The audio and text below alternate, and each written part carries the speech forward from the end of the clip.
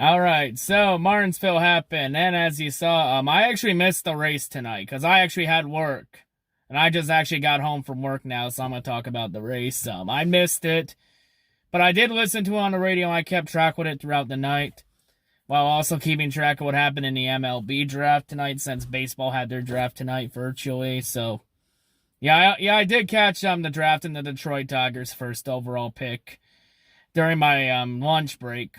So, yeah, I did catch the pick live. The Tigers taking Spencer Torkelson. Really love the pick. Enjoy it. So, yeah. Gonna have a couple of Torkelson videos coming up in the coming days. But, yeah.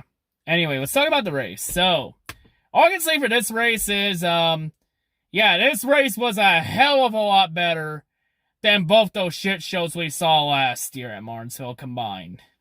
This race was better than both Martinsville races combined.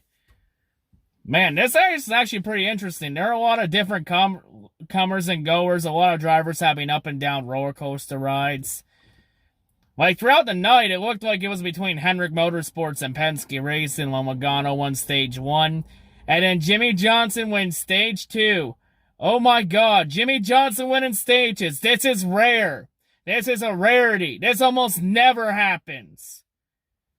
Where has this been? I mean, Jimmy should have won the Stage 1 at Darlington until he took himself out because of a lap car getting in his goddamn way.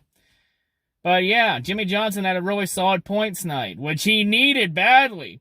He badly needed a good points run. Especially with Eric Almirola having struggles and not finishing the race.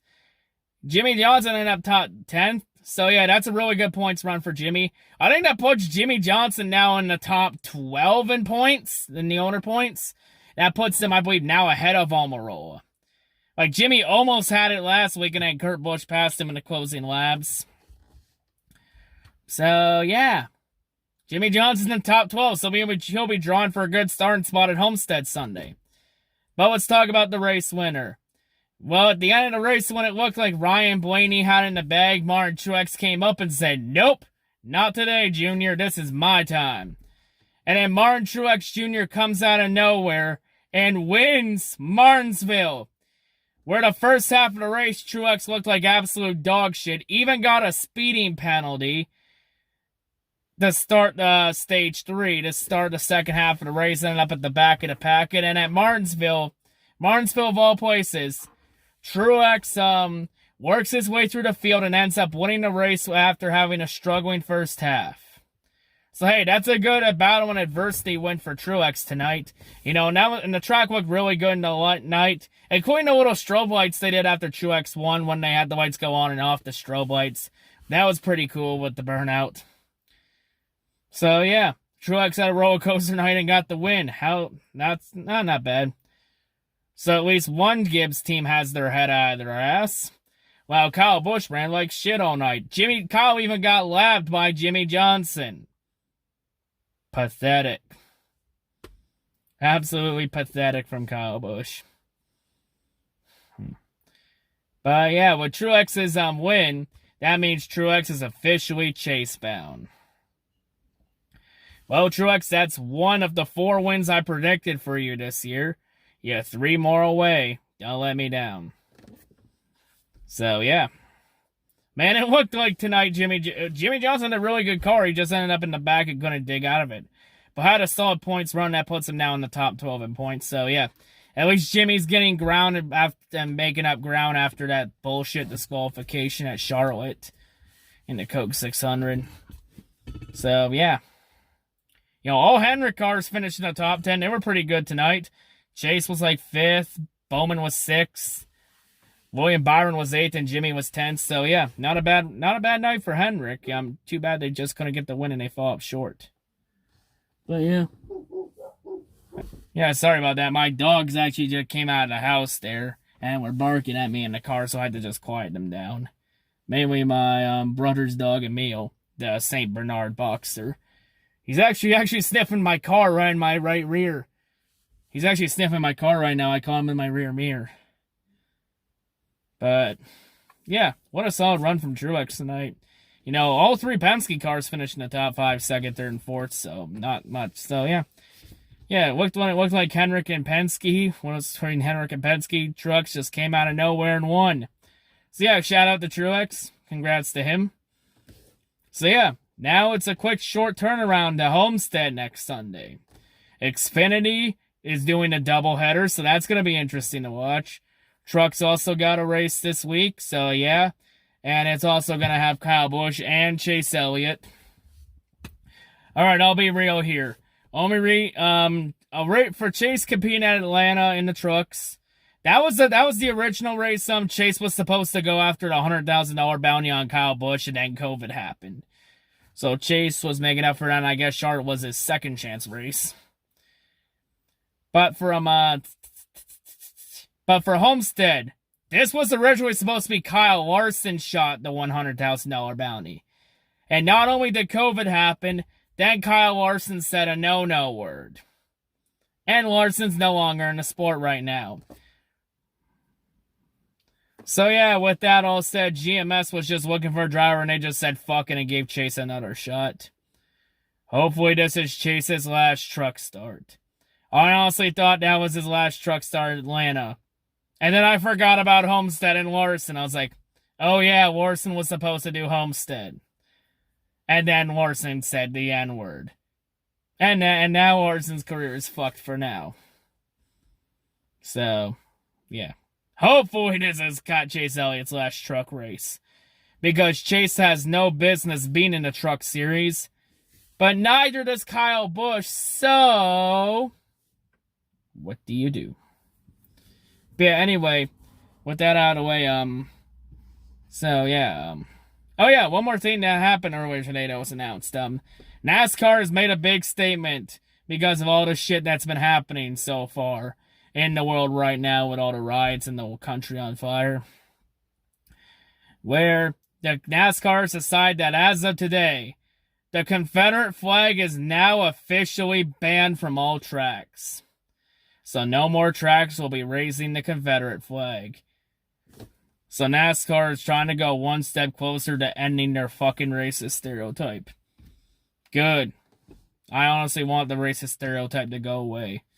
NASCAR also saying they want to make this an inclusive and a welcoming environment, which they should. Because you got fans of different races, different religions, and different ethics. Whatever the fuck the word was supposed to be. I actually forgot the last one. I said race, religion. I think there was one more, I forget it. But yeah, we gotta be welcoming because we got fans from all kinds that are just different, everything. So, yeah. I'll be honest, for the Confederate flag, honest to God's truth, I legit thought the Confederate flag was already banned. I thought they banned it back in 2016, 2017. But I guess I was wrong. But now it's banned, so now I don't have to question it anymore. So now I know it's banned this time. I legit thought it was banned 5 years ago. But I was wrong. I'm human, I make mistakes. And the funny thing is that NASCAR fans are actually crying over the little flag. Because fans are saying, you can't ban the Confederate flag. That's NASCAR history. Okay, boomer. You're all getting triggered over your little flag being banned. Let's be real here. A lot of this fan base's inner racism is already showing.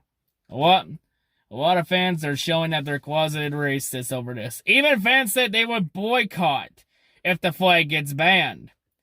Well, it's banned. You gonna boycott? Or not?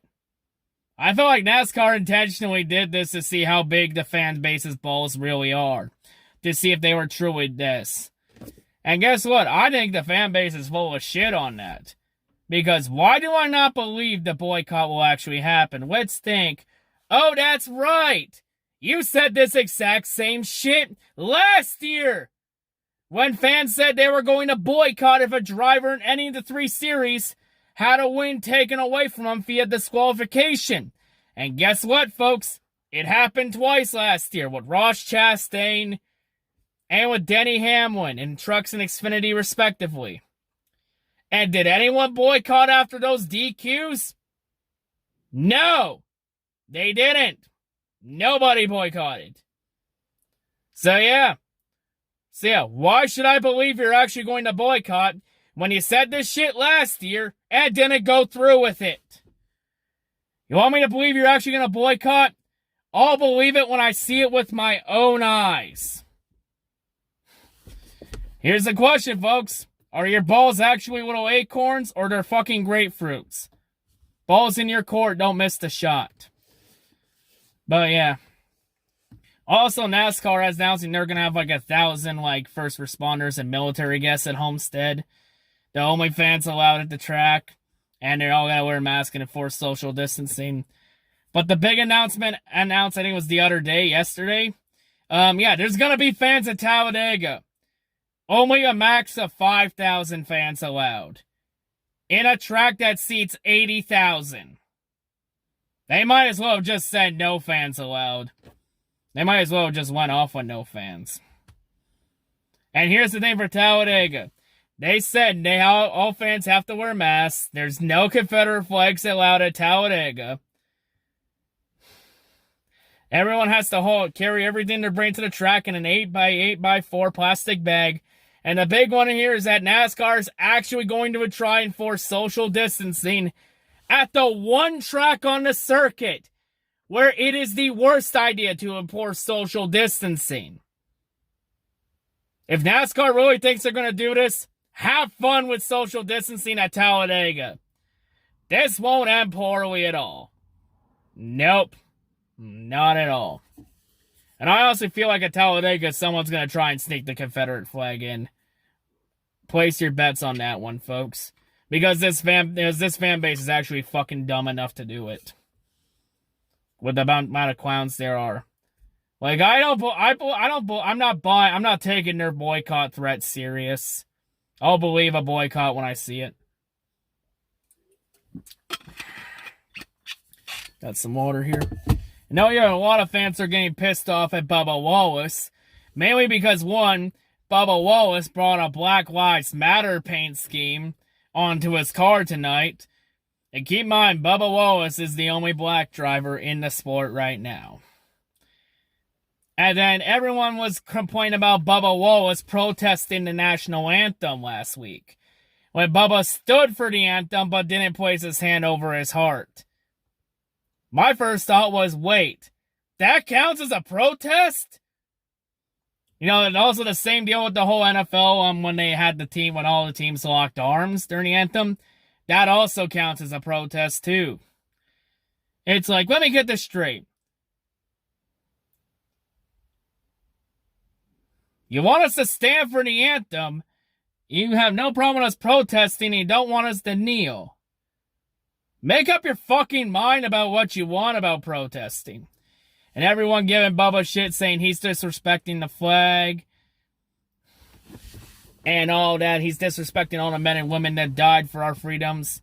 And guess what? A lot of the men and women that fought overseas in the wars, they don't fucking care about the protests. A lot of fans even defended Kaepernick's protest in the NFL back in 2016 and 2017. They said they had no problem with it. They know, even veterans know, anthem protests have nothing to do with the flag. Like, seriously, I'll say it again. Let me reiterate what I said Sunday. If anyone legit thinks the anthem protests are about the flag, you're a fucking idiot. Simple as that. It's not about the flag. Like, do people not fucking get it yet? Do you not get it? The fucking country was on fire the last couple weeks. You got people protesting and burning buildings down and rioting and looting over the death of George Floyd. Because mainly part of it is because the media fucking twisted what happened to try and fit their agenda. And the lights just go out of my car. Hold on. There we go. So yeah. Like, the reason the protests happened is that people were protesting against racism and police brutality. Like, do you not get it? It was never about the flag. It wasn't about the American flag. It isn't about the Confederate flag. It was about racism and police brutality. But like I said, folks, you know, I was always taught by my parents, treat others the way you want to be treated. And, if I have nothing nice to say, don't say it. So, yeah.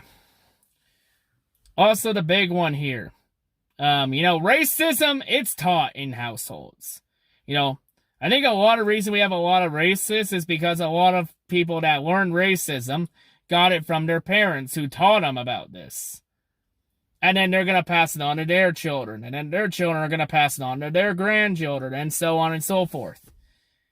Like, people that actually think that the anthem protest is about the flag, they're the type of people that make this racism shit worse.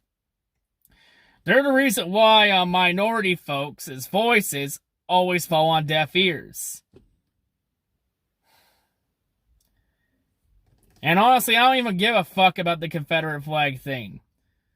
Because honestly, why the fuck are we even waving a Confederate flag considering the Confederates lost the Civil War?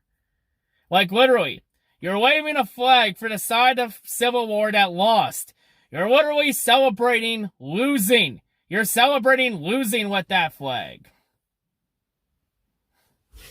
Honestly, I'm glad NASCAR got rid of it. Time to end this racist stereo shit. Because every time the racist stereotype comes in here, every time NASCAR's in the media for the wrong reasons, it's always the racist stereotype that we're just a bunch of dumb, inbred, racist, white trash rednecks that just like to get drunk off our asses and wave the Confederate flag.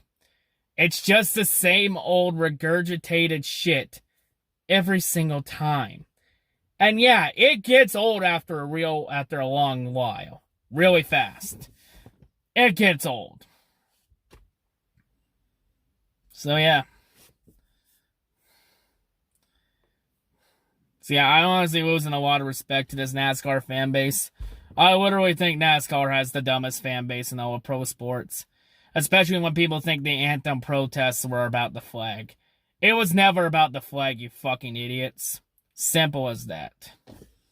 Anyway, I'm done. Congrats to Truex. I can't wait till Homestead. At least I'll catch the race next week. Because I'm off on weekends. So yeah, hallelujah. So yeah, I'm out. Peace.